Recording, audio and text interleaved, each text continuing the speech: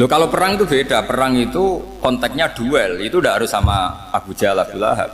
Ada penjahat mau bunuh kamu, kamu wajib perang nggak? Wajib. Penjahatnya meskipun muslim apa harus kafir? Meskipun muslim. Maka kata ulama fikih sebetulnya perang duel itu bukan syariat muslim sama kafir tok. Masih muslim sama muslim, misalnya ada orang mau merkosa istri kamu, terus dia pamit gini, saya muslim loh, beri hak loh. Nggak bisa. Saya penjahat loh, muslim, jadi kamu nggak boleh merangin saya, ngelawan saya kan muslim. Nggak bisa, tetap harus dilawan. Makanya kata ulama-ulama fikih, pertarungan sama musuh itu udah harus sama orang kafir. Orang muslim pun yang mengganggu kehormatan kita, misalnya mau merkosa istri Anda, itu harus dilawan. Makanya Nabi ngendikan mangkutila duna mali fahuwa syahid, mangkutila duna harimi fahuwa syahid. Orang yang mati karena membela kehormatan keluarganya atau hartanya, maka dia mati syahid. Dan penjahat yang mati ini muhaddarun damu, diabaikan sehingga nggak kena kisos, membunuhnya nggak kena. Misalnya ada penjahat mau bunuh kamu, kamu duel menang, kamu nggak kena kisos karena ini muhaddarun damu, diabaikan kehormatannya. Padahal dia muslim, apa? Muslim. Ini perlu. Jadi ini mengaji ini agak jelimet tapi gampang. Kan kalau paham nggak paham selesai, jadi nggak baca selesai itu. Sehingga kalau nggak ada nasa mansuh, maka orang selalu berpikir pokoknya sementing ikut Nabi. Nah itu bahayanya kalau Anda tidak tahu detail, jangan-jangan syariat yang kamu ikuti itu syariat yang sudah berstatus mansukhoh, telah dicabut. Dan itu banyak. Makanya kata Sayyidina Ali ketika ada orang ngajar nggak tahu nasa mansuh, halakta wa ahlakta, kamu rusak dan merusak orang lain. Seperti tadi pernah ada kawin itu satu turunan, yaitu era Nabi Adam. Masa kita sekarang kawin sama satu turunan, kan nggak mungkin.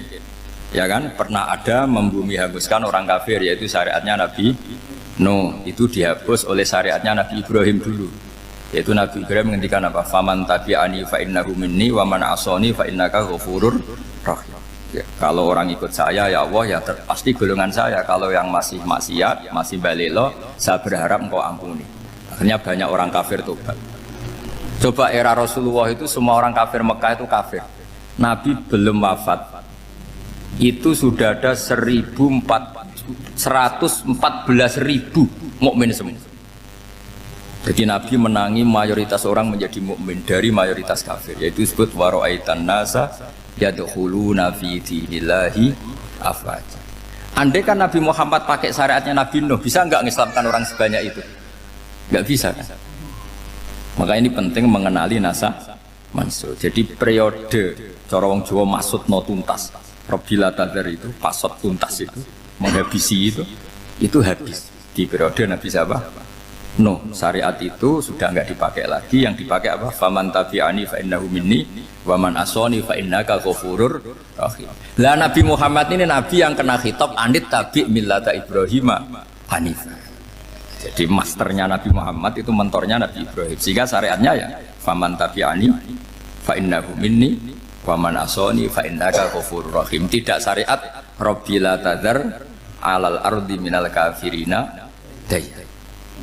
Jelas ya. Jadi mengenali nasa mansuh itu penting sekali, karena kalau enggak Anda halakta wa ahlakta, kamu merusak diri kamu sendiri juga merusak orang lain, karena menfatwakan hukum yang sebetulnya sudah berstatus mansukh hanya berdasar itu kan syariatnya nabi-nabi dulu. Syariat yang apa?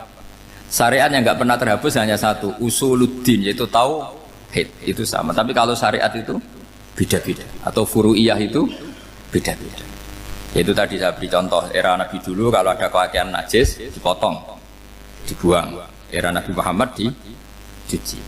Orang kafir dihabisi oleh langit. Era Nabi Muhammad nggak boleh, bahkan didoakan Allahumma hdi qaumi fa innahum la ya'lamun.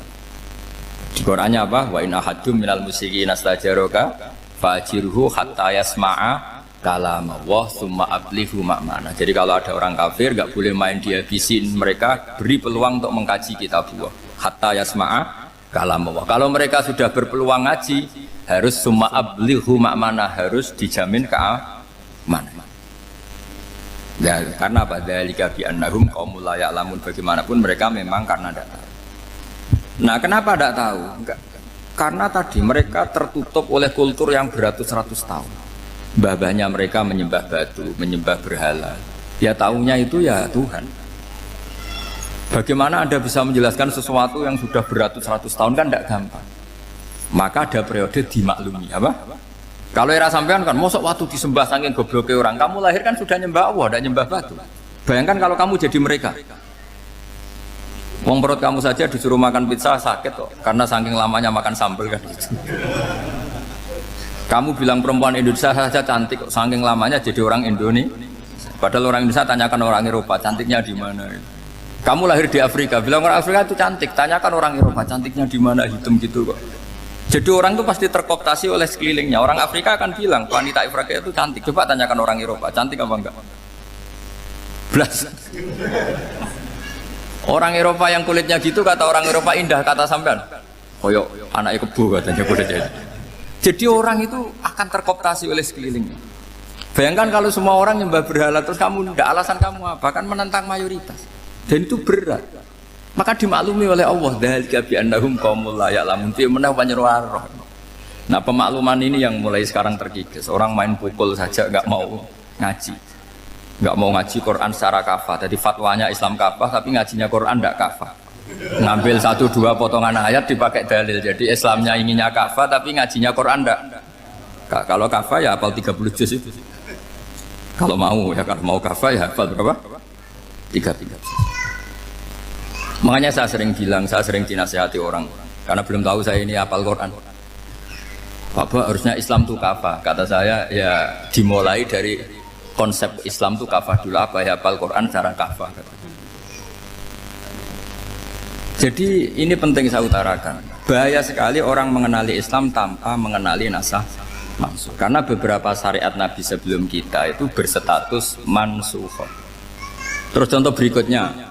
Ini nasah mansukh antar Nabi apa khusus internal Nabi? Antar Nabi aja nggak selesai ini sampai subuh aja nggak selesai. Contoh yang paling keren mungkin cowok semua senang. Nabi Dawud dulu istrinya berapa?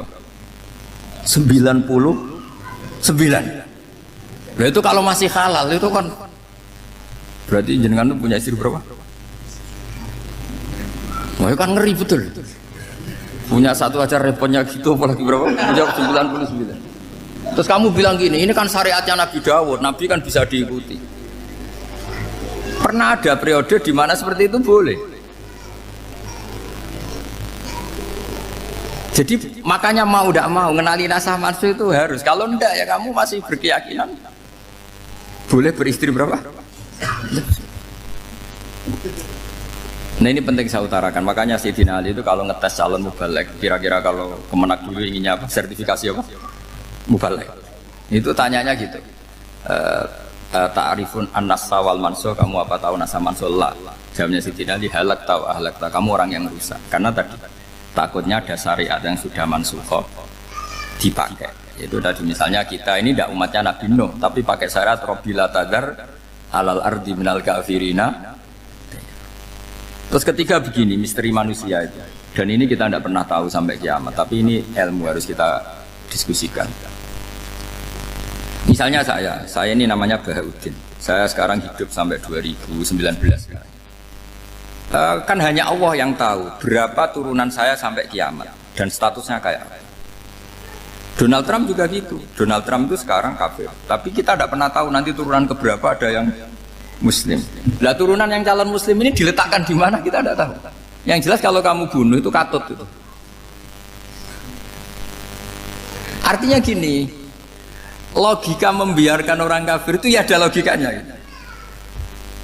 Nah, logika membunuh karena mereka mau membunuh kita ya ada logika fikihnya, karena kalau kita ada membunuh dibunuh. Makanya semuanya hukum ini terus bergantung al-hukmu yadiru ma'ilatihi wujudan wajib.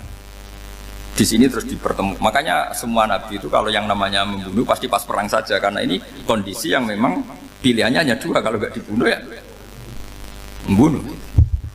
Ada duel lah. Maka ini butuh kajian fikih dan orang nggak boleh subjektif dalam hal ini.